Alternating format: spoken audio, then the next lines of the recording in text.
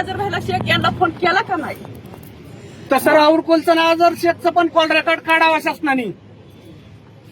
ऐका, जनतेचं मत आहे एवढी की आमचे विनंती केली आमदार की मी तुमची आमदार हे बहीण आहे. नसावे, त्यांनी राजीनामा द्यावा. तुम्हाला बोलते म्हणजे ही जर आदिवासी जनतेतूनच जर भावना उद्भवत असेल तर त्या आम्दारांनी नक्की त्याच्यावरती विचार करावा.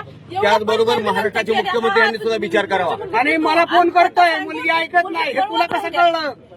मग का नाही सांगितलं तू? 3 दिवस झाले काष्टीमध्ये मुलगी होती. सगळं आम्ही एसपीला डीवायएसपीला सगळ्यांना कॉल केलं. बोलण्यावर समजतंय पोरगी पूर्णपणे दबावाखाली आहे. दबावाखाली पोरगी बघत नाही. कुणी पण तिची मुलाखत घ्या. मीडियावाली तुम्ही पण मुलाखत घ्या, विचारा तिला. मुलगी काय सांगते? माझं 9 वर्षापासून प्रेम संबंध होता. आता काय बोलती? माझं 1 वर्षापासून आहे. आता थोड्या वेळ माझं महिन्यापासून होतं. असं बोलत विसंगती निर्माण होते. बघा तुम्ही चेक करा ती संगती. केलं जातंय.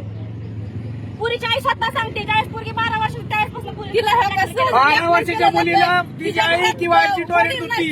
लक्षात ठेवा. आजोबा नाही, मग तिला सरळ सरळ सांगण्यात जातंय की तुझं लहान भाऊ आहे त्यांना आम्ही मारून टाकणार, तुझ्या आईला मारणार. आणि ती जात अशी आहे की त्या पुरीला माझ्या मुलीला खरंच वाटणार ती गोष्ट, कारण ती जातच तशी की मारू पण शकते या. जिहाद त्यामुळे ती दबावाखाली जिहादचा येणार. ह्यांनी आता प्रकार आपल्याला केला या. कोण उद्या कोण आहे, त्याच्यामुळे ती मुलगी त्या लव दबावाखाली जिहादचा जाऊ प्रकार शकते केलेला आहे. त्यांच्यासाठी. भावासाठी जाऊ बी शकते त्यांच्या बरोबर, कारण तिच्यावर दबावच तेवढा आहे. मारून टाकन म्हणलं म्हणून आपल्या भावांपेक्षा आपलंच काय करायचंय, मग त्यांच्यासोबत गेलेलं चांगलं. म्हणून मुलगी दबावाखालीच माझ्या त्यांच्यासोबत गेली. भावांना मारण म्हणल्यानंतर, आईला मारण म्हणल्यानंतर काय मुलगी राहून म्हणजे असं करायचं या.